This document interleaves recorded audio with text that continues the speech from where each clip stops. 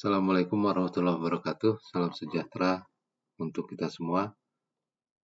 Berikut saya ingin menyampaikan review sebelum kita memasuki ujian untuk ujian tengah semester. Secara gambaran ini review dari pembahasan kita dari sesi 1 sampai dengan sesi 6 terkait dengan analisa keuangan perbankan. Baik, pada pertemuan 1 saya sudah mencoba menjelaskan mengenai tujuan dan fungsi dari manajemen keuangan, fungsi keuangan, dan manajemen keuangan perbankan. Jadi manajemen keuangan adalah manajemen terhadap fungsi-fungsi keuangan yang mengelola fungsi penggunaan dan dalam hal mendapatkan dana. Manajemen sendiri merupakan perpaduan ilmu dan seni dalam merencanakan atau planning, organizing, melaksanakan, actuating, dan mengawasi sumber daya keuangan dalam mencapai tujuan yang telah ditetapkan. Bank sendiri adalah badan usaha yang menghimpun dana dari masyarakat dalam bentuk simpanan dan menyalurkan kembali kepada masyarakat dalam bentuk kredit. Itu secara garis besar di penjelasan di pertemuan 1. Lalu di pertemuan 2 kita membahas mengenai struktur modal dan aset. Apa sih yang dimaksud dengan struktur modal? Seperti kita tahu bahwa di sisi kanan dari neraca itu ada hutang dan modal sendiri, dan struktur modal adalah perimbangan atau perbandingan antara modal asing dengan modal sendiri. Modal asing dalam hal ini adalah hutang jangka panjang maupun jangka pendek, sementara modal sendiri itu termasuk di dalam ekuitas. Struktur modal ini sebetulnya penting sekali karena akan menentukan biaya yang harus ditanggung perusahaan dalam menjalankan cash flow-nya.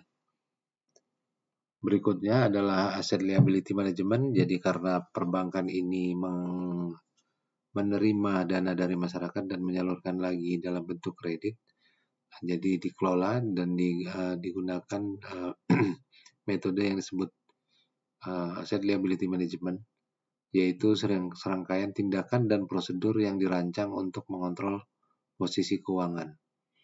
Isu-isu keamanan dan kesehatan merupakan bagian penting karena hasil akhirnya akan bermuara pada kemampuan untuk menutup kerugian dan menyediakan kecukupan modal.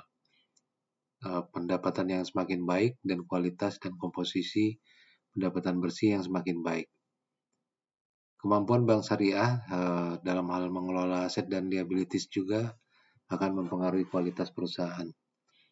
Yang akan mempengaruhi berikutnya adalah citra atau nama baik dari bank tersebut. Baik, di pertemuan 3 kita membahas mengenai struktur manajemen dan manajemen laba, di mana organisasi dalam bank sendiri itu meletakkan tujuan dan sasaran yang telah dirancang ke dalam tindakan melalui penetapan kebijakan dan proses, termasuk pengadaan fungsi pendukung dan penyebaran layanan melalui struktur organisasi bank. Kesuksesan dalam organisasi itu bergantung pada kemampuan pengelola atau pemimpinnya. Lembaga yang melatih karyawannya dan menata organisasinya dengan sistem pelayanan yang baik dan efisien biasanya akan membuat bank itu lebih baik dan efisien. Dewan Komisaris sendiri berwenang dan bertanggung jawab untuk memberikan persetujuan atas kebijakan pembiayaan dan rencana pembiayaan tahunan. Di pertemuan 3 kita membahas mengenai struktur likuiditas dan laporan keuangan, di mana laporan keuangan adalah produk akhir dari proses pencatatan dan pengisian data transaksi bisnis. Digunakan untuk alat komunikasi keuangan dan aktivitas perusahaan kepada pihak yang berkepentingan. Laporan keuangan adalah akhir dari serangkaian data transaksi bisnis yang dicatat dan diolah sehingga menghasilkan informasi yang dapat digunakan untuk melakukan pengambilan keputusan.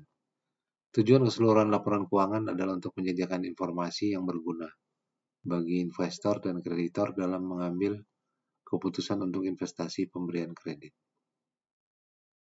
Di pertemuan 5 kita membahas mengenai interest rate risk, antara lain mengenai sensitivity to market risk.